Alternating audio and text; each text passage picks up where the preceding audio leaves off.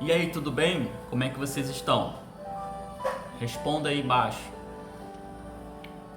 Dê o seu like, compartilhe, se inscreva nesse canal. Permita-me rapidamente compartilhar uma palavra, uma reflexão do teu coração. Eu vou tentar resumir isso aqui, que nos dá um contexto bem mais amplo diante dessa reflexão de hoje.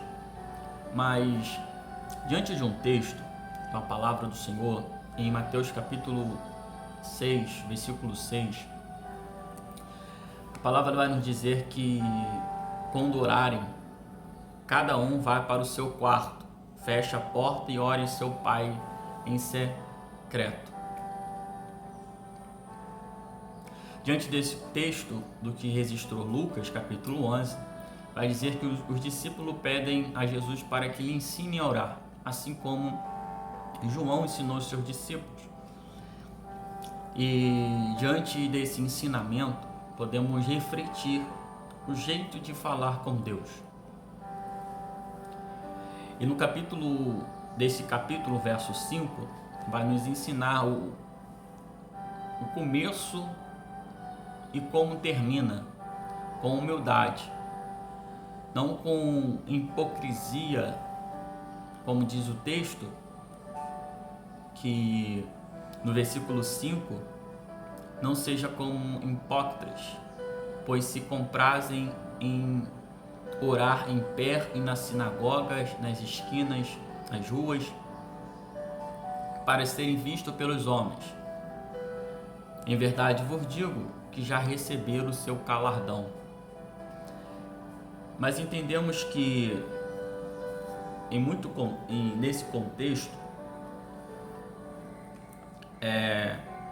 ele nos garante que a oração é uma dádiva, uma oportunidade de honrar Sua Majestade e de demonstrar nossa confiança em Sua provisão e afirmar a segurança que temos em Seu perdão e direção. E Ele nos garante ainda, de ouvir e preocupa-se em cada oração proferida ou não proferida, com as orações que escorrem por nosso rosto, em lágrimas silenciosas. Invocar Jesus como nosso Senhor e Salvador é o jeito certo de orar. Eu queria poder separar, entender que há uma diferença em orar, clamar, interceder. A oração é um relacionamento, apesar de sinônimos de clamor também, ou clamar, mas há uma pequena diferença. Claro que não tem como você clamar se você não orar. Mas a questão é que a oração é algo em secreto. O clamor em si, parafraseando ou resumindo, normalmente é um grito de socorro, um momento de angústia, no momento de tribulação, de perseguição. Isso nos leva a clamar: clama a mim, e responder-te-ei coisas grandes e firmes que tu ainda não sabes. Podemos pegar um contexto que eu reflito muito no Salmo 107, em 4 situações diversas, diferentes, mas se resumem em uma única solução, que é a oração, o clamor no momento da angústia, e a intercessão, como já diz, é você interceder por outro, por alguém, por uma situação. Resumindo, bem simples isso aqui, sem muito contexto, apesar de ter anotado aqui. A Bíblia diz que tudo quanto pediste em oração, crendo, recebereis.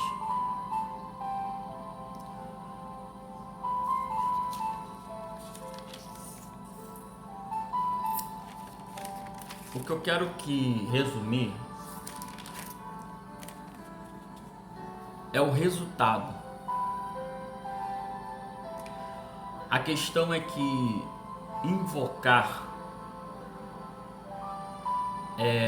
o nome ou a presença é algo profundo demais. Se nós observarmos o contexto em vários textos, em Gênesis capítulo 4, versículo 26, nos mostra que Sete, da linhagem ali de Adão, ele começa a invocar, né, o nome do Senhor.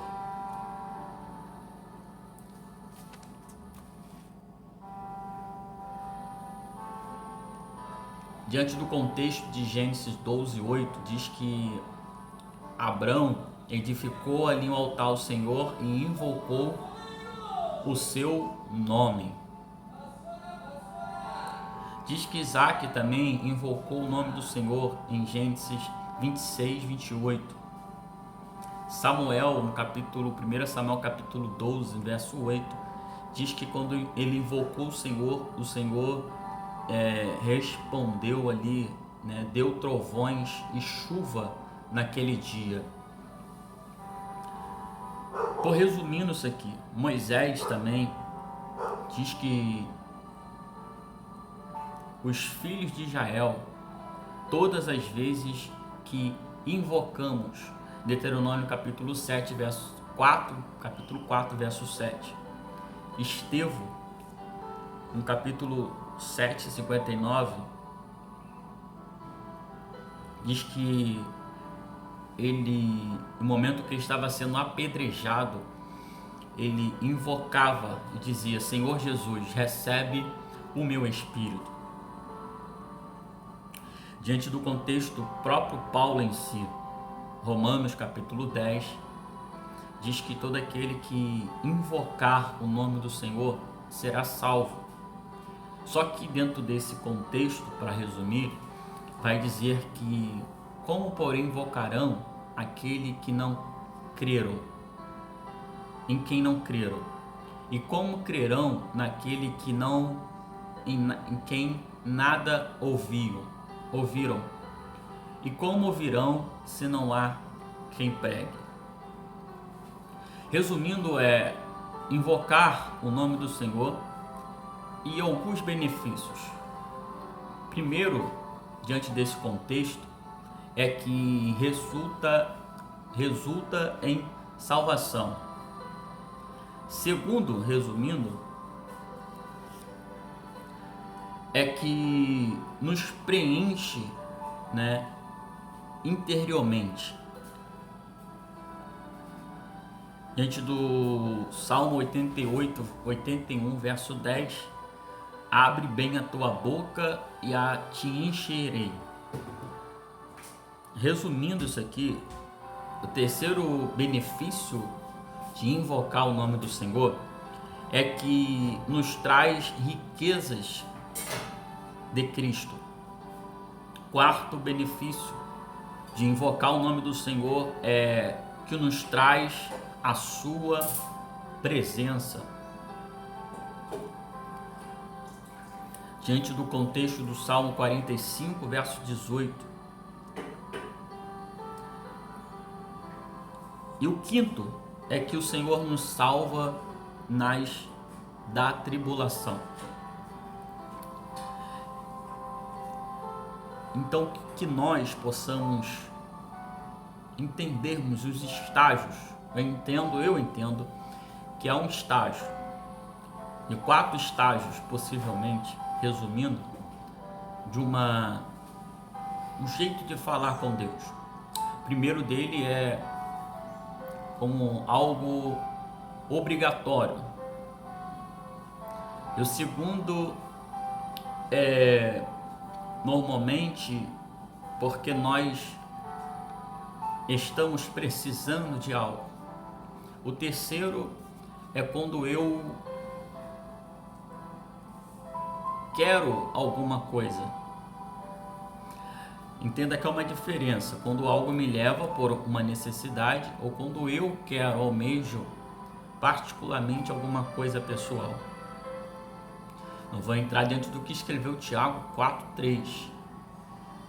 Mas enfim, mas o quarto, para resumir isso, é quando nós falamos, oramos, porque nós o amamos, temos um prazer de nos relacionarmos com Ele. Eu posso trazer um exemplo de um personagem que pouco falado em sua biografia, que por algum momento relata-se o seu nome e que traz um significado, mas independente do nome, do seu significado, nos traz algo magnífico diante do que a Bíblia nos mostra. De 1 Crônicas capítulo 4 e no verso 9 e no versículo 10 nos vai contar e nos narrar por algum momento na descendência de Judá, dentre os descendentes de Judá, vai parafrasear 2 versículos, algo magnífico, de que de um nome Jabes, de um nome de uma pessoa ou de uma criança por nome de Jabes, e por ter esse nome se carrega um significado muito grande, porque no momento em que ele nasceu foi um momento que causou muita dor. Há um questionamento pessoal meu, comum naquela época, não sei como poderia gerar se não fosse com dor. Talvez poderia ter alguma forma possível, mas analisando esse contexto, entendemos que algo que nos marca, algo que mexe a nossa vida, a nossa história, que fica marcado o que acontece. E a história desse menino fica marcado dentre a sua linhagem. Como nos traz a memória aqui a história de Jefté. Mas não vou fugir do contexto, mas vamos entrar aqui em Jabes, porque é dentro do contexto de oração. Diz então que a Bíblia nos fala que por nome de Jabes, em sofrimento, de dor que foi gerado, eu analisando isso aqui agora, diz que então a Bíblia que há 5 pilares da oração de Jabes, em que a Bíblia nos fala que, apesar de a Bíblia nos relatar que ele foi o mais ilustre entre os seus irmãos, isso é algo impressionante, magnífico, como eu disse, porque alguém que for gerado em dor está sendo mais ilustre, está tendo um diferencial. Entenda que podemos entender que o melhor é o fim do que o começo. Eu não sei como tem sido, como foi o teu início, como tem sido o seu começo, mas entenda que diante da história de Jabes, ele está sendo mais ilustre, está tendo um diferencial diante daquele que foi gerado na dor. Eu vou segurar isso aqui. Eu não sei o que está sendo gerado na dor,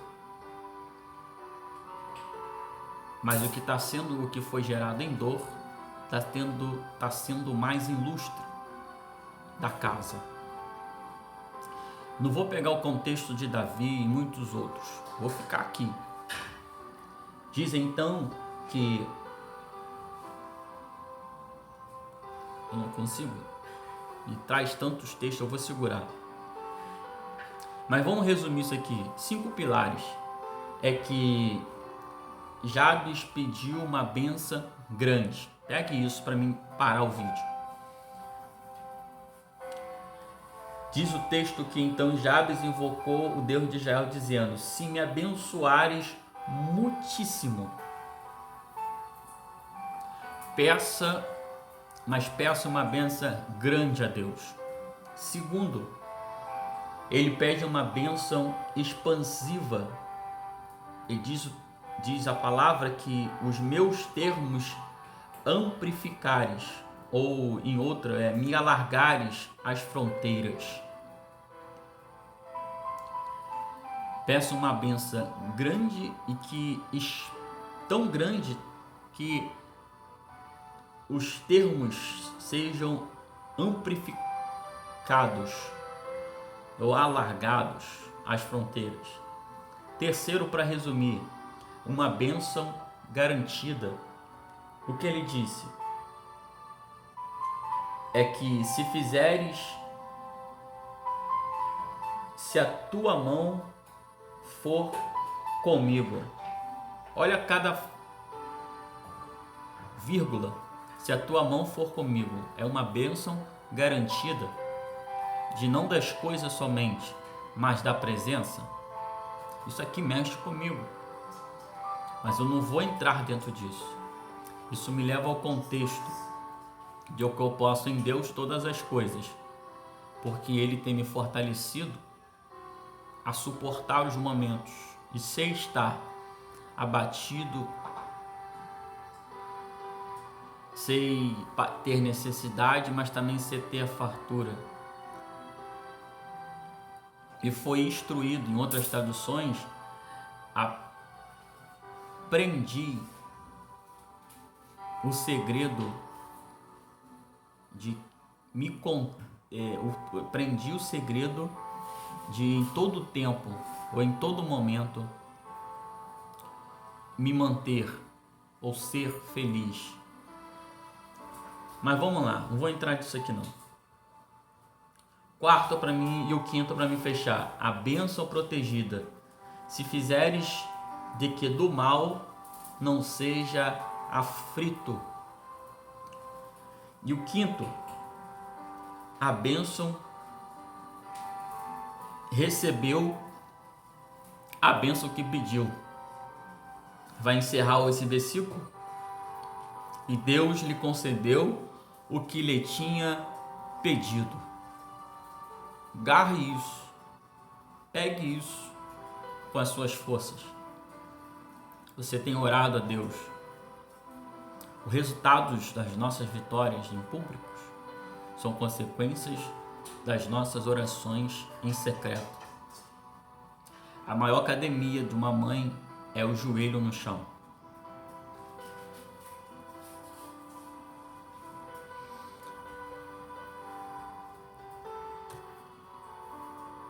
Que Deus possa, eu vou parar aqui, que Deus possa abençoar grandemente a sua vida, poderosamente, ricamente.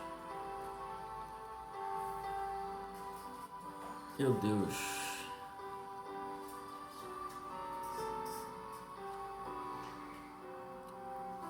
Um jeito de falar com Deus.